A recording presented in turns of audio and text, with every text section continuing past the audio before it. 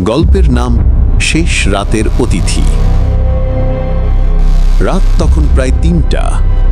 বাড়ির চারপাশে ঘন কুয়াশা জমেছে, বাতাস নিস্তব্ধ, এমন নিস্তব্ধতা যেন পৃথিবী নিঃশ্বাস নিতে ভুলে গেছে।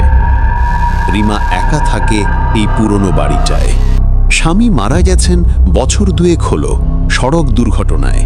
তারপর থেকেই সে একা শান্তভাবে দিন কাটায়। কিন্তু আজকের রাতটা অন্যরকম। বিদ্যুৎ চলে গেছে সন্ধ্যা থেকেই। চারদিকে শুধু মোমবাতির নরম আলো আর জানালায় ঠকঠক করে পড়া বাতাসের শব্দ। রিমা বসে আছে ঘরের কোণে, ১ কাপ ঠান্ডা চা হাতে। হঠাৎ বাইরে থেকে একটা মৃদু টোকা শোনা গেল। ঠক ঠক ঠক।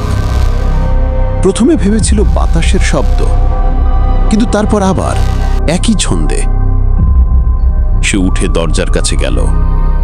কে? কোনো উত্তর নেই। দরজার নিচ দিয়ে কুয়াশার মতো সাদা ধোঁয়া ঢুকে আসছে। রিমা ধীরে ধীরে দরজা খুলল। বাইরে কেউ নেই, শুধু ঠান্ডা বাতাস আর ভেজা মাটির গন্ধ। কিন্তু তার চোখ তখন দরজার পাশে পড়ল। একজোড়া ভেজা পায়ের ছাপ সোজা ঘরের ভেতরে ঢুকেছে। তার বুক কেঁপে উঠল। পায়ের ছাপগুলো ধীরে ধীরে এগিয়ে গেছে শোবার ঘরের দিকে। রিমা মোমবাতি হাতে নিয়ে অনুসরণ করল। মেঝেতে পায়ের ছাপ শুকাচ্ছে না, যেন প্রতিটা পদক্ষেপে নতুন করে তৈরি হচ্ছে। হঠাৎ বাতাস নিভে গেল, আলো এক মুহূর্তে নিভে অন্ধকার। তারপর একটা কণ্ঠস্বর, রিমা। সে জমে গেল। ওই স্বরটা তার স্বামীর, নিশ্চয়ই তাই। তুমি তুমি এখানে কিভাবে?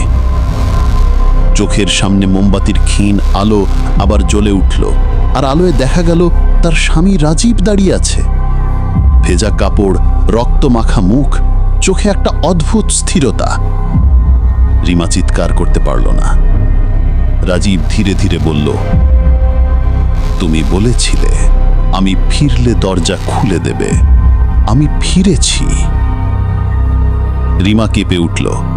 সে তো জানে সেই দুর্ঘটনার রাতেই রাজীব মারা গিয়েছিল, আর তার দেহ কখনো